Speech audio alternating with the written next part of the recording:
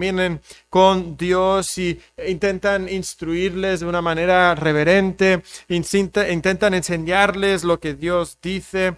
Y siempre están en la iglesia y siempre están en las actividades de los niños y luego de los jóvenes, pero de repente cuando su hijo llega a tener 15 años, es como que si se volviera loco. De repente no quiere saber nada de la iglesia.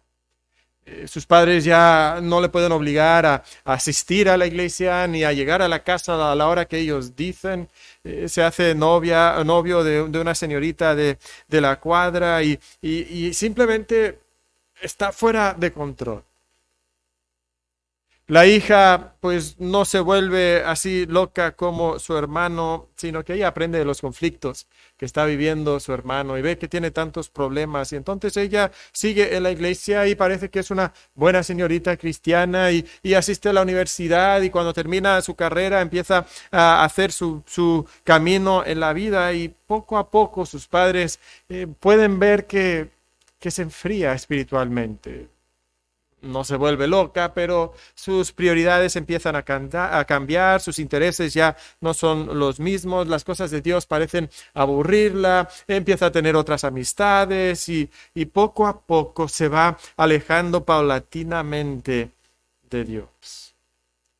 ¿Conoces esta historia? Seguramente sí, probablemente todos nosotros hemos conocido a personas en esta situación y esto revela para nosotros una triste realidad y la triste realidad es que muchos hijos cristianos no siguen la fe de sus padres cristianos. Muchos hijos cristianos no siguen la fe de sus padres cristianos. Las estadísticas nos dicen que un porcentaje muy elevado, aproximadamente un 60% de jóvenes que crecen asistiendo a la iglesia, gracias hermano, de jóvenes que crecen asistiendo a la iglesia con sus padres cada fin de semana, el 60% de esos jóvenes no continuarán en la iglesia cuando ellos lleguen a ser adultos. Se alejarán. ¿Por qué? Porque muchos hijos cristianos no continúan en la fe de sus padres cristianos. Y nos hacemos la pregunta, ¿por qué sucede eso? Y quizás más importante, nos hacemos la pregunta, ¿cómo podemos evitar que eso suceda en nuestro caso, en nuestra casa, con nuestros hijos? Y es interesante porque en el Salmo 78 encontramos a un padre que tiene la misma preocupación. Estaba preocupado por la generación siguiente, la generación venidera. ¿Cómo podemos evitar que ellos no abandonen de Dios? Y si sabemos algo del salmista, este salmista se llama Asaf. Y Asaf fue un levita que estuvo encargado de la adoración en el tabernáculo en los tiempos de David y luego bajo Salomón, guiando la adoración también en el templo. Podemos encontrar aproximadamente una docena de salmos que llevan el nombre de Asaf. En esos salmos es interesante cómo Asaf lamenta la prosperidad de los impíos, como incluso en una ocasión él dice que él sentía una tremenda atracción por el mundo y dice que casi deslizaron sus pies en el Salmo 73. Y como él estuvo a punto de echarse para atrás, de no continuar en los caminos de las generaciones antiguas. Y él ahora en el Salmo 78 expresa esa preocupación que tiene por la generación siguiente, de que ellos no abandonen la fe de sus padres. Y bajo inspiración del Espíritu Santo, él nos va a proponer una solución para nosotros, para que nuestra generación siguiente no abandone la fe de nosotros. ¿Y cuál es la solución que el salmista Asaf nos propone? Bueno, lo que encontramos aquí en este salmo es algo muy, muy interesante. Y cuando estaba intentando encontrar la manera de expresar la lección central de este salmo, me topé con que estaba batallando con cómo expresar esa lección. Como ustedes saben, o muchos de ustedes saben, mis padres fueron misioneros en el país de España. Yo crecí y nací, de hecho, en el país de España. Y cuando yo estaba en España como joven, había una palabra que los jóvenes usábamos mucho, y era la palabra alucinar. Alucinar. En un sentido más técnico y estricto, la palabra alucinar describe a una persona que ha tomado un alucinógeno, alguna sustancia, y eso le hace que vea luces y que vea imágenes y cosas que realmente no existen. Pero en un sentido así más coloquial, los jóvenes usamos la palabra cuando algo lo habías visto y te había admirado, te había dejado maravillado. Pudiera ser que habías visto el Barcelona meter un increíble gol y decías, oye tío, me he quedado alucinado, ¿verdad? Y no es que era tu tío, pero también esa es una expresión española, ¿verdad? Y si escuchabas una pieza musical que te llevaba a un lugar hermoso en tu mente, decías, no, pues yo cuando escucho esa pieza alucino. Y así era la expresión. Ahora, ¿por qué digo todo eso? Porque cuando estaba considerando este salmo y estaba intentando describir la lección de este salmo, creo que lo que encontramos en el Salmo 78 es que Asaf nos da la siguiente lección. Y esta es la lección que quiero que se lleve en el día de hoy. Para que la generación siguiente no abandone a Dios. Para que la generación siguiente no abandone a Dios. La generación presente debe dar un testimonio vibrante de un Dios, y es ahí donde batallaba para encontrar la palabra. Y pensé en sobresaliente, sorprendente, impresionante, fascinante, imponente, emocionante, deslumbrante, y todas esas palabras pudieran entrar ahí, pero la palabra que para mí mejor describe lo que el Salmo 78 nos dice es la palabra alucinante. Para que la generación siguiente no abandone a Dios, la generación presente debe dar un testimonio vibrante de un Dios alucinante. Sé que es mucho y es un poquito largo, ¿verdad? Lo voy a repetir. Para que la generación siguiente no abandone a Dios, la generación presente debe dar un testimonio vibrante de un Dios alucinante, un Dios que maravilla, un Dios que asombra, un Dios que es sobresaliente y sorprendente, impresionante y fascinante, imponente, emocionante y deslumbrante, y todo eso es un Dios que es un Dios alucinante. Es un Dios que nos deja maravillados por la hermosura de su carácter y de las obras que Él hace. Y eso es lo que nos describe aquí el salmista en el Salmo 78. Y hay mucho que nosotros podemos decir aquí en este Salmo. Y para avanzar y para cubrir todo lo que queremos decir, vamos a tener que poner manos a la obra para extraer aquí el oro molido que tenemos en este salmo. Entonces, vamos allá y vamos a ver los versículos, primeramente los versículos 8 al 11. Vamos a como que empezar al final de los versículos que vamos a estar estudiando y luego vamos a ir como que en orden inversa para ver cuál es la solución que nos propone Asaf para que la generación siguiente no abandone a Dios. Y para que no abandone a Dios, la generación presente tiene que dar un testimonio vibrante de un Dios alucinante. Entonces veamos lo que tenemos aquí. Y el primer punto que podemos ver en los versículos 8 al 11 es el desastre de la generación pasada. El desastre de la generación pasada. Dice en el versículo 8, y no sean como sus padres. Que no sean como sus padres y como fueron esta generación pasada. Fueron una generación que abandonó a Dios. Estas personas abandonaron a Dios. Nos dice que fue una generación contumaz y rebelde que no dispuso su corazón y fue fiel para con Dios su espíritu. Nos dice que en el día de la batalla volvieron las espaldas y que no guardaron el pacto de Dios. Ni quisieron andar en su ley, sino que se olvidaron de sus obras y de sus maravillas que les había mostrado. Describe aquí a los hijos de Efraín. Los hijos de Efraín frecuentemente describían a Israel como una nación. Y no sabemos a qué día de batalla se refiere aquí específicamente el salmista Asaf, pero lo más probable es que se refiere a esa situación durante los días de Elí, cuando sacaron el arca del pacto para ir a la guerra contra los filisteos.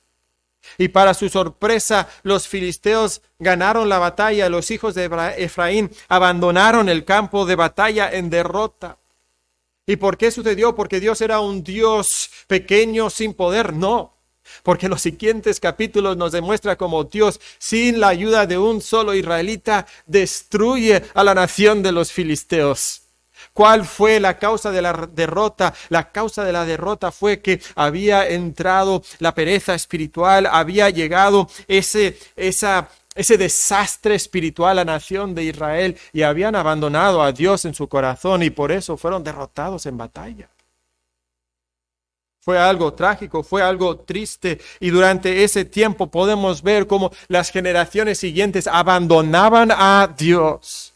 Elí mismo, un levita sacerdote que gobernaba la nación de Israel, tuvo hijos que no siguieron la fe de su padre, abandonaron a Dios y por eso Dios los juzgó. Y vemos ese patrón una y otra vez en la historia de Israel. Después de Elí llega Samuel, otro levita. Recuerda que Asaf es un levita también. Y él veía a Elí, un levita que había fallado al enseñar a la siguiente generación, y ve a Samuel, otro levita, cuyos hijos tampoco siguieron en la fe de su padre. Y ve entonces cómo Josué, en la historia de Israel, nos recordamos lo que sucedió con Josué, un hombre de la tribu de Efraín. Un gran líder que lleva a la nación de Israel a conquistar la tierra prometida. Y luego, ¿qué sucede? Nos dice en Jueces capítulo 2, versículo 10, que se levantó después de ellos otra generación que no conocía a Jehová, ni la obra que él había hecho por Israel, e hicieron lo malo ante los ojos de Jehová y sirvieron a los Baales. Es probable que Asaf lo vería con sus propios ojos. Vería cómo David se levantaría para ser rey y luego le seguiría Salomón. Salomón que edificaría ese magnífico templo y que instituiría un sistema de adoración y Asaf sería una parte importante de ese sistema de adoración. Pero ¿qué sucedería con Salomón, el mismo hijo de David? Él también abandonaría al Dios de sus padres y no continuaría en el camino de la fe. Es algo triste. Vemos cómo esta generación se rebela contra Dios. Y es algo que sucede una y otra vez. En el versículo 17 de este salmo nos dice que aún volvieron a pecar contra él, rebelándose contra el Altísimo en el desierto. Nos dice en el versículo 18 que tentaron a Dios en su corazón. En el versículo 19 dice que hablaron contra Dios. Si avanzamos un poquito más, en el versículo 40 nos dice cuántas veces se rebelaron contra él en el desierto y lo enojaron en el yermo. Encontramos en el versículo 41 que decía que volvían y tentaban a Dios y provocaban al Santo de Israel. En el versículo 56 nos dice otra vez que ellos tentaron y enojaron al Dios Altísimo y no guardaron sus testimonios. Una y otra vez se rebelaron contra Dios. Y creo que ninguno de nosotros que estamos aquí en esta mañana queremos ser esa generación. No queremos ser padres que nos rebelamos en contra de Dios, que somos contumaces en nuestro corazón y nos preguntamos qué sucedió en la vida de estas personas que les llevó a abandonar a Dios, a volverse en el día de la batalla. Y el versículo 8 nos da una pista, una clave. Dice, y que no sean como sus padres, generación contumaz y rebelde, generación que no dispuso su corazón. Había un problema en su corazón. Y repite eso en el versículo 37.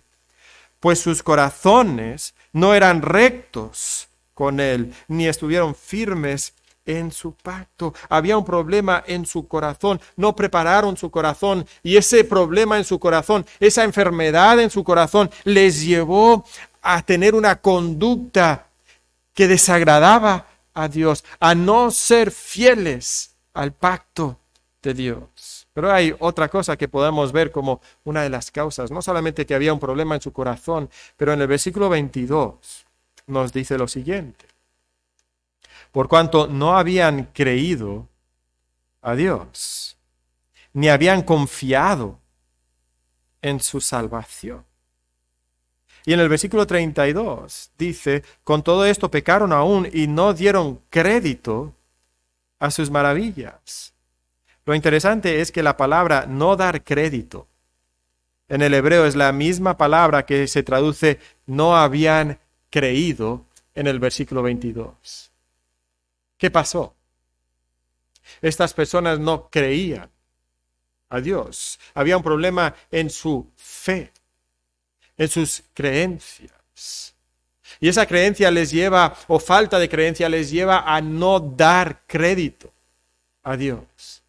Lo que sucedió es que perdieron su asombro, su maravilla por las obras de Dios. Lo que Dios había hecho, ellos lo conocían, pero ya no le daban crédito, no le daban peso, ya no era algo que ellos valoraban en su corazón. Dios ya no les asombraba, o pudiéramos decir que Dios ya no les alucinaba como antes. Y empieza un problema entonces en sus creencias, en su fe, y eso entonces se traslada a su corazón. Hay un problema en su corazón y eso se repercute en su conducta. Para nosotros que estamos aquí, que somos padres, tenemos que entender que nosotros tenemos que llegar no solamente a la conducta de nuestros hijos, sino que tenemos que llegar a su corazón y también a su cabeza. Tenemos que llegar a la cabeza de nuestros hijos. Tenemos que llenar su cabeza con la palabra de Dios, con las verdades de la palabra de Dios. Pero conocer esas verdades no es suficiente, porque tienen que admirarse de esas verdades y meditar en esas verdades a tal grado que esas verdades llegan hasta su corazón, y en su corazón empiezan a amar a Dios, empiezan a dar crédito a Dios, empiezan a valorar lo que Dios es, empiezan a alucinar con Dios. Y entonces cuando eso llegue a su corazón, su conducta será agradable a Dios, será en obediencia a Dios. Entonces como padre trabaja con esas áreas. ¿Para qué? Para que no sean como la generación pasada. Esa generación desastrosa que abandonó a Dios y trajo derrota y deshonra a Israel. Estamos ahora mismo en un momento histórico en la iglesia donde la iglesia se está desangrando. Iglesias alrededor del mundo se están desangrando porque muchos padres cristianos ya no están continuando en su vida cristiana. Ya no asisten a la iglesia y tienen una excusa perfecta. No, pues hay una pandemia. Pues es que ya no podemos seguir asistiendo a la iglesia. Pero tampoco se conectan a la transmisión. O se conectan a la transmisión a la misma vez que están viendo otra cosa en la televisión. Y vemos que incluso en su lectura bíblica personal, en su vida de oración, pues ya no continúan quizás con los mismos hábitos que habían tenido. Y nos preguntamos qué va a pasar con la siguiente generación si en el día de la batalla padres cristianos se están volviendo atrás. No están trascendiendo en su fe cristiana, no van a perseverar en su fe cristiana. Y como los hijos de Efraín se están volviendo atrás, están volviendo las espaldas en el día de la batalla, y nos preguntamos nosotros cómo podemos evitar que el desastre que describe Asaf sea nuestro desastre en nuestra generación también. Creo que ninguno de nosotros queremos repetir el desastre de la generación pasada, y Asaf aquí desea evitar eso de manera negativa. Quiere que no seamos como la generación pasada. La pregunta entonces es, ¿qué es lo que él quiere para esta generación siguiente?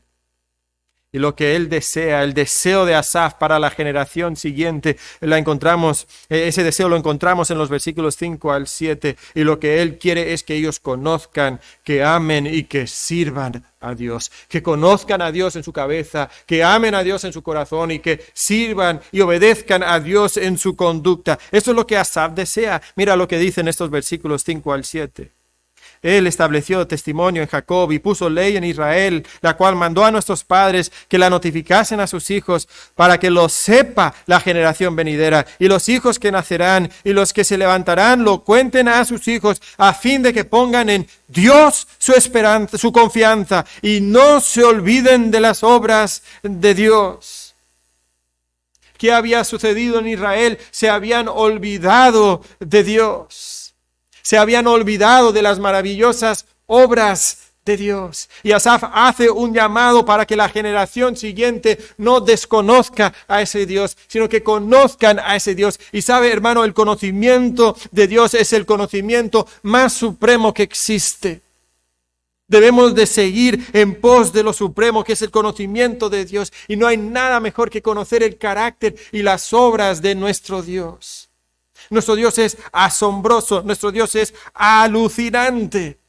En el Salmo 73 que Asaf mismo escribe, en el versículo 25, ahí está la vuelta de unas hojas seguramente en sus Biblias. En el versículo 25 dice el salmista lo siguiente: mira el corazón de Asaf. ¿A quién tengo yo en los cielos sino a ti?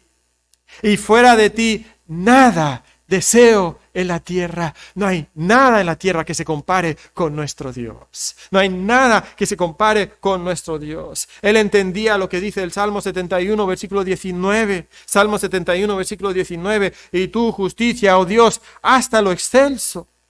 Tú has hecho grandes cosas, oh Dios. ¿Quién como tú?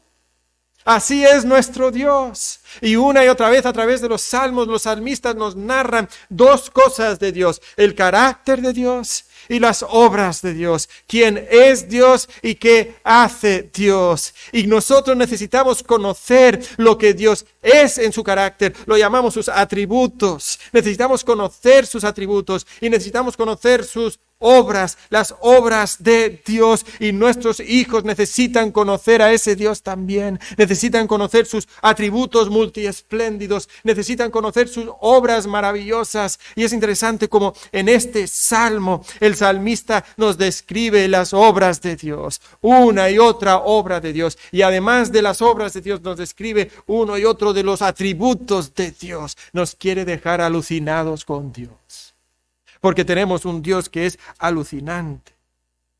¿Sabes que algunos de nosotros amamos a Dios, pero solamente por sus obras?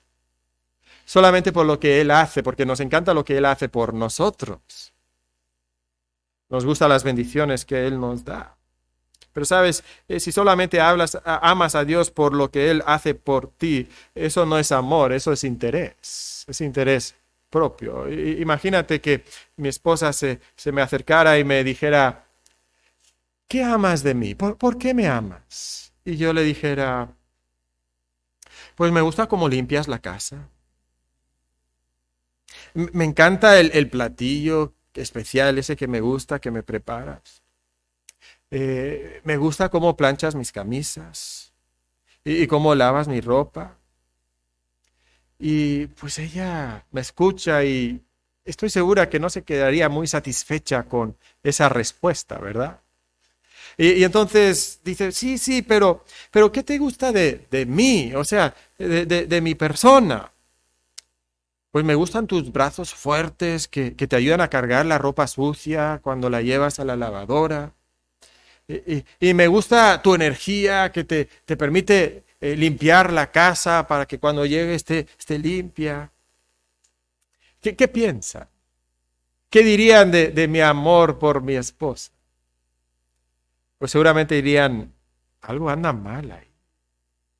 Porque si solamente amas a una persona por lo que hace por ti, no amas a esa persona, no amas a esa persona por lo que es. Y aquí encontramos los maravillosos atributos y también las maravillosas obras de Dios. Y Padre, tú que estás aquí y quieres que tus hijos amen a Dios, no les hables solamente de las cosas buenas que Dios le va a dar. Háblale también una y otra vez de las cosas, de los atributos de Dios, del carácter de Dios. Dile lo maravilloso y lo alucinante que Dios es en su persona. Y no tenemos tiempo de verlo todo, pero en los versículos 12 al 16 podemos ver cómo nos describe que Dios los libró, cómo Dios libró a Israel haciendo obras poderosas para sacarlos de la nación de Egipto. Ustedes lo pueden ver ahí, si nada más recorren con sus ojos los versículos, cómo de Egipto los sacó haciendo obras maravillosas. En los versículos 23 al 29. Describe cómo Dios proveyó alimento para ellos. Y es increíble porque Dios les provee esos alimentos cuando ellos estaban quejando contra Dios. Pero Dios es un Dios paciente. Y en su paciencia les provee los alimentos que ellos pedían. En los versículos 38 y 39, miren lo que dicen, voy a leer estos versículos 38 y 39. Pero Él, misericordioso, perdonaba la maldad y no los destruía, y apartó muchas veces su ira y no despertó todo su enojo. Se acordó de que eran carne, soplo que va y no vuelve. Noten ahí el carácter de Dios. Dios los perdonó. Dios es misericordioso. Dios es paciente. Dios les entiende en sus deficiencias. Así es nuestro Dios. Nos dice también en los versículos 59 al 64. Nos describe cómo ellos, aunque insistieron en su rebeldía, Dios los disciplinó. Pero la disciplina de Dios no era un acto de enojo, donde Él simplemente quería desquitarse y castigarles, sino podemos ver cómo Dios muestra su amor para con ellos en una amorosa disciplina. ¿Y con qué propósito? Pues si llegamos al final del capítulo, los versículos 65 al 72 nos describe cómo Dios en su paciencia y en su disciplina los restaura. Y la manera principal que lo restaura lo vemos en los últimos versículos 70 al 72, donde nos dice, esta es la forma que lo restauró. Eligió a David, su siervo, y lo tomó de las majadas, de las ovejas, de tras las paridas lo trajo, para que apacentase a Jacob, su pueblo, y a Israel, su heredad. Y los apacentó conforme a la integridad de su corazón, los pastoreó con la pericia de sus manos. Nos recuerdan como una de las maneras en que Dios obra entre su pueblo para que continúen en los caminos de Dios, para que no abandonen a Dios, es poniendo líderes que los puedan pastorear en los caminos de Dios. Y aquí toma a David y lo pone como pastor. Y nosotros sabemos que David fue un gran rey de Israel, pero no fue perfecto. Pero ese patrón que Dios ha establecido de poner a líderes que pastoreen a su pueblo, Dios lo continúa haciendo. Y culminó todo eso en la persona de Jesucristo, el gran hijo de David, el gran pastor que nos ama a nosotros y cuida de cada uno de nosotros. Y ahí vemos la revelación más grande del carácter y de la obra de Dios en la persona de Jesucristo. Si nosotros queremos maravillarnos de Dios, solamente tenemos que mirar la cruz de Cristo. Ahí en la cruz de Cristo nosotros vemos sus maravillosas cualidades desplegadas para nosotros. Vemos su perfecta justicia, pero también su hermosa santidad que no podía tolerar el pecado. Y a la misma vez vemos cómo es grande en amor y rico en misericordia. Podemos ver cómo Él en su infinita sabiduría obra nuestra salvación, realizando un inconcebible sacrificio por nosotros. Este es nuestro Dios. Es un Dios alucinante. Es increíble. Y nosotros solamente tenemos que mirar a Jesucristo. Y Jesucristo, como veíamos el día de ayer, es el que nos revela al Padre. Juan 1:18 dice, a Dios nadie le vio jamás. El unigénito Hijo que está en el seno del Padre, Él le ha dado a conocer. Y por eso nosotros como padres tenemos que hablar de Jesucristo. Tenemos que hablar de la palabra escrita, sí, pero la palabra escrita nos da a conocer la palabra encarnada. Y la palabra encarnada nos permite conocer a nuestro Dios. Y podemos nosotros regresar a las Escrituras y hablar de Jesucristo y presentar a Jesucristo delante de nuestros hijos. Y yo me pregunto si para nosotros el conocimiento de Cristo es nuestro máximo objetivo en nuestra vida. Y tú que eres padre, ¿es el máximo objetivo que tú tienes para tus hijos? El apóstol Pablo dijo que para él conocer a Cristo era lo máximo, a fin de conocerle y el poder de su resurrección y la participación de sus padecimientos. Y si le conoces a Cristo de esta forma y participas en su poder y su padecimiento, llegarás a ser semejante a Él en su muerte, nos dice Filipenses 3:10. Eso es lo que usted aspira para su vida. Eso es lo que tienes como aspiración para la vida de tus hijos. Es verdad eso. Sabes que muchos de nosotros queremos que nuestros hijos sean prósperos. Queremos que sean exitosos. Queremos que vivan una vida tranquila y cómoda, que sean felices. Que ahora que son niños puedan desarrollar todas sus capacidades y que puedan escoger su propio camino en la vida. Pero yo te pregunto, ¿qué de conocer a Cristo? Y no estoy hablando de conocer a Cristo simplemente en la forma que usamos esa expresión de conocer a Cristo significa ser salvo. Pues ya hice una profesión de fe, con eso me conformo. No, hablo de conocer a Cristo como el apóstol Pablo describe conocer a Cristo. Conocerle en toda su esencia, conocer su poder, conocer el padecimiento de Jesucristo, participar en el padecimiento de Jesucristo, a tal grado que llegamos a ser como Jesucristo. ¿Aspiras que tus hijos conozcan a Cristo de esta forma? Eso es lo que Asaf desea para sus hijos y eso es lo que nosotros deberíamos de desear para nuestros hijos.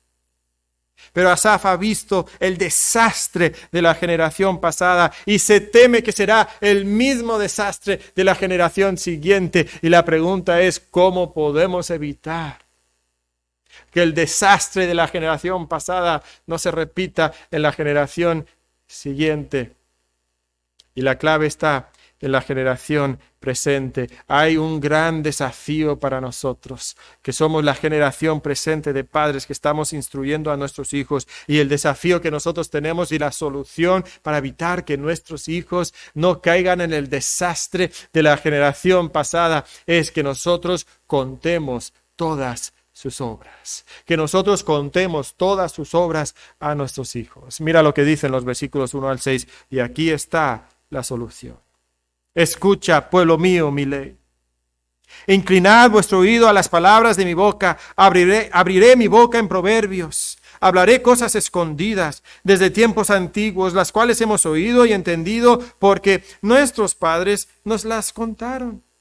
No las encubriremos a sus hijos, contando a la generación venidera las alabanzas de Jehová y su potencia y las maravillas que hizo. ¿Cuál es la solución? Versículo 4. No las encubriremos a sus hijos, contando a la generación venidera las alabanzas de Jehová y su potencia y las maravillas que hizo. Esa es la solución. Contar las obras de Dios a la generación siguiente. ¿Sabes, Padre, que tu reto es alabar a Dios delante de la generación siguiente al tal grado que ellos crean lo que la Biblia dice acerca de Dios, que ellos amen al Dios que revela la palabra de Dios y entonces que sirvan y obedezcan a Dios con sus vidas? Ese es el secreto. Esa es la manera que nosotros podemos buscar que la siguiente generación no abandone a Dios. Es curioso cómo nosotros a veces criticamos a nuestros hijos por estar alucinados con muchas cosas. Están alucinados con el teléfono, con sus amistades, con el alcohol, con sus drogas, con el sexo, con el dinero, con actores y actrices, con cantantes, con ser una sensación en YouTube. Todo eso les alucina. Y vemos esa atracción que ellos sienten por esas cosas y los criticamos. Y decimos, no, es que esta generación, qué rebelde, qué es esta generación y qué perversa. Y no, pues es señal de lo malos que son. Pero sabes que podemos darle otra lectura a esa fascinación que ellos tienen. Sabes que nuestros hijos simplemente están buscando algo que los alucine. Algo que los asombre. Si usáramos términos bíblicos, pudiéramos decir que ellos están buscando algo que adorar. Están buscando algo que adorar. Y están adorando, sí, el teléfono y las amistades y el alcohol y las drogas y el sexo y los actores y actrices y el dinero y todo eso. Pero ¿sabes? Lo triste es que están buscando ahí cosas que les pueden alucinar por un momento, pero nunca les van a satisfacer sus corazones. Y lo más asombroso es que nosotros tenemos el alucinógeno más poderoso porque tenemos a Dios mismo y nada se compara con Dios. Nada. Nada. Las drogas y el alcohol son un pobre sustituto de Dios, del alucinógeno, y lo digo en el sentido más positivo y más reverente que lo pueda decir. Las fiestas y las amistades inconversas no se comparan con el conocimiento de Dios. La emoción de la fornicación va a desaparecer y en un momento y no se compara con Dios mismo, con la persona de Dios, con una relación con este Dios que nos describe el salmista Asaf. Este es nuestro Dios. Y sabes, es bueno que la siguiente generación quiera alucinar. Pero es nuestra responsabilidad entonces presentar a la siguiente generación a ese Dios que es verdaderamente alucinante, que puede cautivar su corazón y que puede satisfacer su corazón. Eso es lo que nos toca a nosotros como padres. Tenemos que hablar de ese Dios, tenemos que alabar a ese Dios. Esta es la solución. Algunos dicen, pero hermano, esta solución no funciona. Porque yo conozco a muchos padres cristianos que sí hablaron a sus hijos de la Biblia, pero pues sus hijos no caminaron con Dios. Sí, y puede ser. Pero muchas veces no estamos presentando a un Dios alucinante, al Dios de la Biblia. Y por eso nuestros hijos no quieren saber nada de nuestro Dios. A veces nosotros hemos presentado a Dios como un ogro demandante que les va a castigar en cualquier momento que ellos se equivoquen. Y entonces, pues ellos tienen miedo de acercarse a ese Dios. A veces hemos hablado de Dios como si fuera una fuerza, en vez de como si fuera una persona, y es una persona. Y están asustados de una fuerza que no pueden controlar y no quieren saber de nuestro Dios. A veces hemos convertido esta carta de amor que Dios nos ha dado en simplemente un manual de instrucciones. Y nuestros hijos no quieren leer manuales de instrucciones. ¿Quién quiere leer un manual de instrucción? Nadie. Pero esta es una carta de amor de una persona que nos ama. Este es nuestro Dios. A veces nosotros alabamos la iglesia con nuestra boca, mientras que anhelamos el mundo con nuestro corazón, y nuestros hijos lo detectan en nosotros. A veces nosotros elogiamos el fruto del Espíritu a la misma vez que evidenciamos las obras de la carne delante de ellos en la casa, y ellos dicen, pues eso yo no lo quiero. Pero tenemos aquí a un Dios grande, a un Dios que nosotros primeramente tenemos que conocer. En el Salmo 73, versículo 28. Este mismo salmista Asaf se propone contar todas las obras de Dios, pero quiero que noten en ese versículo, el Salmo 73, 28, quiero que noten lo que viene antes de contar todas sus obras. Mira el versículo 28, pero en cuanto a mí, el acercarme a Dios es el bien. He puesto en Jehová, el Señor, mi esperanza para contar todas sus obras. ¿Sabes lo que tiene que suceder antes de que tú puedas contagiar a tus hijos con tu fe? Tú tienes que tener una fe sincera. Para ti, acercarte a Dios tiene que ser el máximo bien de tu vida, el objetivo supremo de tu corazón. Conocer a Cristo tiene que ser tu finalidad en la vida, como el apóstol Pablo, como Asaf. Y entonces podrás contar sus obras de tal manera que será algo contagioso para tus hijos, y que ellos entonces no quieran abandonar tu Dios, sino que vean a tu Dios como algo alucinante. Ese es el secreto, esa es la solución que nos presenta aquí Asaf. Y yo me pregunto, hermano, usted que es padre, ¿habla de las maravillas de Dios? ¿Habla de las maravillas de Dios? O cuando usted habla con sus hijos, la iglesia es como que, ay, la iglesia, sí, pues hay que ir a la iglesia. Si no vamos a la iglesia, el pastor nos va a llamar y va a preguntar que dónde estuvimos. Es por eso que tantas familias ya están alejándose de su Dios en este tiempo de cuarentena, porque ¿quién se conectó a la transmisión? Nadie sabe. Y entonces, como nadie sabe, pues ya no nos conectamos y ya nos alejamos de Dios. Es interesante, como padres cristianos, muchas veces les hablamos a nuestros hijos de las maravillas de buenas calificaciones.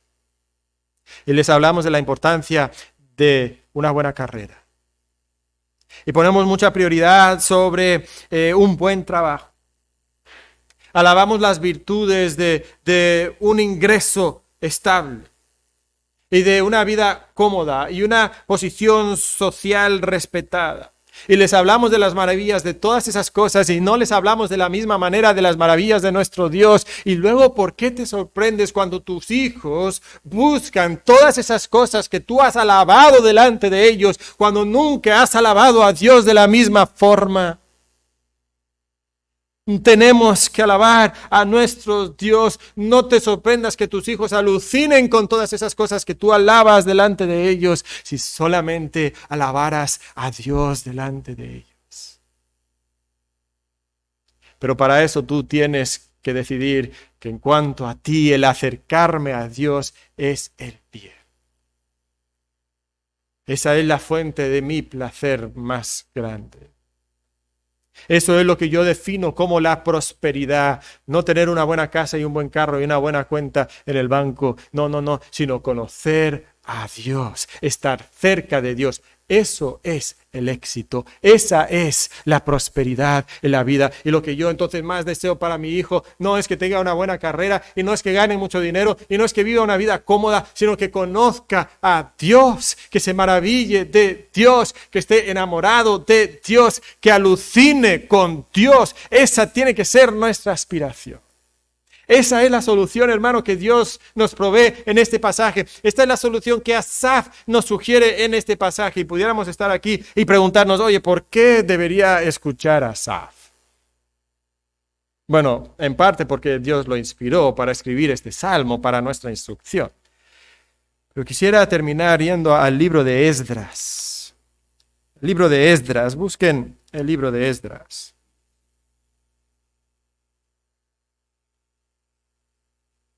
En Esdras tenemos la historia de cómo la nación de Israel después del cautiverio regresa a la tierra prometida. ¿Se acuerdan, verdad? En Esdras capítulo 2, versículo 1 dice, estos son los hijos de la provincia que subieron del cautiverio, de aquellos que Nabucodonosor, rey de Babilonia, habían llevado cautivos a Babilonia y que volvieron a Jerusalén y a Judá, cada uno a su ciudad. Ahora, a nosotros se nos hace, ok, regresaron a Jerusalén, pero piensa un momento, llevaban 70 años viviendo en Babilonia, 70 años viviendo en Babilonia, habían echado raíces, la ciudad de Jerusalén estaba destruida, estaba en ruinas y por 70 años había estado en ruinas. Y todas estas personas tenían que tomar una decisión por fe de dejar esa vida que la mayoría de ellos era la única vida que habían conocido. Y habían pasado toda su vida en Babilonia y ya todo era más o menos estable en Babilonia y tenían que dejar Babilonia para ir a Jerusalén, una vida que sin duda sería difícil y que el futuro era desconocido. Entonces tomar esa decisión era un acto de fe en Dios, que tú todavía creías las promesas de Dios. Que tú todavía creías que a pesar de los 70 años de cautiverio, Dios sería fiel y Dios bendecería a su pueblo, que el Dios de Egipto era real y que ese Dios todavía hacía maravillas y que lo que los profetas habían anunciado realmente se cumpliría. Entonces, las personas que dejan Babilonia para ir a Jerusalén son personas de fe en Dios. Ok. También algo que nosotros debemos de recordar es que desde que vive Asaf en los tiempos de David y Salomón y Esdras capítulo 2 han pasado aproximadamente 500 años. Han pasado 500 años desde Asaf hasta Esdras capítulo 2. Ahora vayan por favor al versículo 41. Los cantores, los hijos de Asaf, 128. 500 años después, los hijos de Asaf todavía seguían y alababan y adoraban al Dios de Asaf. Es increíble, ¿no? ¿No quisieras tú que en 500 años tus hijos, tus descendientes todavía adoraran al mismo Dios que tú adoras? ¿Cómo lo logramos? ¿Cómo podemos ser familias que trascendemos, que no somos esas familias que en una generación desaparece la fe en Dios? ¿Cómo podemos ser nosotros personas que tenemos una influencia tan grande en nuestra familia que en 500 años seguirán sirviendo a Dios? Aquí tenemos la respuesta de Asaf. La respuesta de Asaf es que para que la generación siguiente no abandone a Dios, ¿qué tiene que suceder? La generación presente, nosotros hoy tenemos que dar un testimonio vibrante de un Dios alucinante. Esa es la clave. Y yo me pregunto, padre de familia que está aquí, madre que está aquí, ¿cuán vibrante es su testimonio de nuestro Dios? ¿Cuán vibrante es tu testimonio? Son palabras huecas y vacías que tú dices el domingo cuando vas a la iglesia. O como cantamos hace rato, cada día tú te sientas a contemplar a Dios y en tu corazón tú dices, nadie es como Él. Nadie es como Él. ¿Realmente eso es algo que tú crees? ¿Realmente Dios es alucinante ante tus ojos? Porque si Dios no es alucinante ante tus ojos, no podrás contagiar eso en la vida de tus hijos. Dios es alucinante para ti. ¿Cuánto hablas con tus hijos acerca de Dios? Como veíamos el día de ayer, debemos de hablar de Dios cuando nosotros estamos en la casa y cuando vamos por el camino, y debemos de hablar de Dios cuando nos levantamos, y debemos de hablar de Dios cuando nos acostamos. Debemos de estar hablando de Dios siempre con nuestros hijos. Tenemos que mostrarles a Dios, tenemos que buscar que ellos conozcan a Dios. El día de ayer dijimos, padres de iglesia, hijos del mundo. Pero padres de la palabra, hijos de la palabra. El día de hoy lo podamos suplementar un poquito. Padres que asisten a la iglesia, hijos que abandonan a Dios. Pero padres que alucinan con Dios, hijos que alucinan con Dios también. Y el secreto para que la generación siguiente no abandone a Dios es que la generación presente dé un testimonio vibrante de un Dios alucinante. Eso es lo que Dios quiere de nosotros, padres. Esa es la manera que nosotros podemos trascender, esa es la manera que nosotros podemos perseverar, esa es la manera que las siguientes generaciones y quizás en 500 años nuestros descendientes todavía alucinen con nuestro Dios. Porque padres que alucinan con Dios son hijos que alucinan con Dios también. Padre, te pedimos por nuestro enfriamiento espiritual, nuestro distanciamiento espiritual.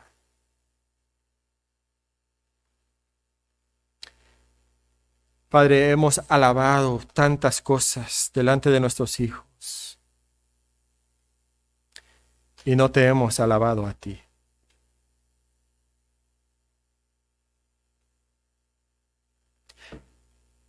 Si nuestros hijos tuvieran que decir qué es lo que nosotros valoramos, quizás nos dirían que valoramos el dinero, y el éxito y la carrera. Y Padre, no te hemos alabado y por eso nuestros hijos alucinan con otras cosas y no contigo. Padre, perdónanos porque nuestro propio corazón está tan frío y tan lejos de ti. Y Padre, te pido que nosotros levantemos nuestros ojos y te contemplemos a ti. Que veamos tus maravillosos atributos y tu increíble obra. Que miremos a la cruz de Cristo y veamos la máxima manifestación de todos tus espléndidos atributos y que digamos a nuestros hijos, no hay nadie como Él. Padre, te pido que al alucinar nosotros contigo, nuestros hijos alucinen contigo también. Y que de esta manera, Padre, nosotros no seamos como aquellos que nos volvemos en el día de la batalla. Que de esta manera, Señor, nosotros contagiemos a nuestros hijos una fe que perdura en sus vidas. Señor, que nuestros hijos en 500 años también alucinen contigo, que no abandonen a nuestro Dios. Padre, sabemos que eso no está en nosotros, sino que está solamente en ti. Y entonces rogamos que tu Espíritu esté sobre nosotros, sobre cada uno de nosotros en nuestra vida personal, sobre cada uno de nosotros en nuestra vida familiar, sobre cada uno de nosotros en nuestra vida eclesiástica, Señor, y que tú seas exaltado y alabado por quien eres, y que de esta manera, Señor, nuestros corazones alucinen contigo, porque no hay nadie como tú. Y que de esta manera esta iglesia no exista solamente 49 años, sino que llegue a los 59 y a los 99, y si tú no regresas antes, que lleguemos, Señor, a los 999, porque a ti te amamos y que alucinamos, Señor, contigo. Y esto lo pedimos, Señor, en el nombre de Jesucristo, para tu gloria, porque tú mereces toda honra y toda gloria, en el nombre de Cristo.